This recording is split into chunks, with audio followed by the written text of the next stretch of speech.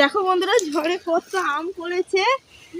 তো বালতিতে দেখো অনেক আম যেমন পড়েছে আর তুলো অনেক পড়েছে। সেদিকে দেখা তুলো দেখো কতগুলো আম কুড়িয়েছি। দেখো কত আম, এগুলো শুকনো তুলো। আর কত আম দেখো, আরো বাড়িতে আম আছে।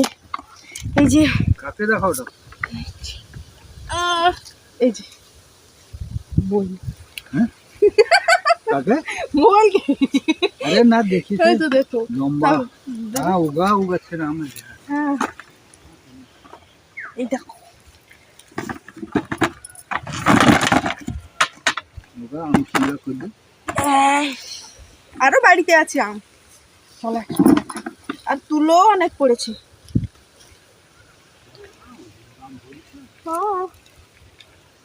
অনেক আম পড়েছে আর পেছনে পড়ে আর শুকলা তো আগে পেবানি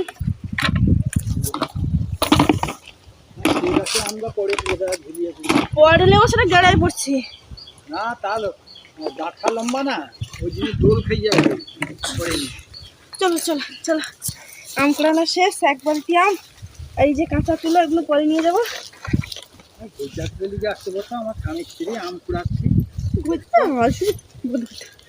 আচ্ছা, তোমরা নিশ্চয়ই আমাদের গ্রাম্য ভাষা কিছুটা শুনতে পেলে। আমি আমার দাদুর সঙ্গে কথা বলছিলাম, তো আমি ফোনে ভিডিও করছিলাম। তো দাদু বলছে তুই কার সঙ্গে কথা বলছিস? আমি বলছিলাম যে আমি ফোনের সঙ্গে কথা বলছি। দাদু তো আর বুঝতে পারছে না আমি কার সঙ্গে একা একা বকবক করছি। বাড়িতে নিয়ে এসে আমগুলো একটু ঢেলে দিয়েছিলাম, কারণ বাতাস পেলে ভালো থাকবে, না হলে পচে যাবে। তো দেখো কতগুলো আম হয়েছে। তো এবছর আমাদের বাড়িতে কিন্তু গাছে কম আম হয়েছে, আগের বছর অনেক আম হয়েছিল। ভিডিওটা কেমন হয়েছে অবশ্যই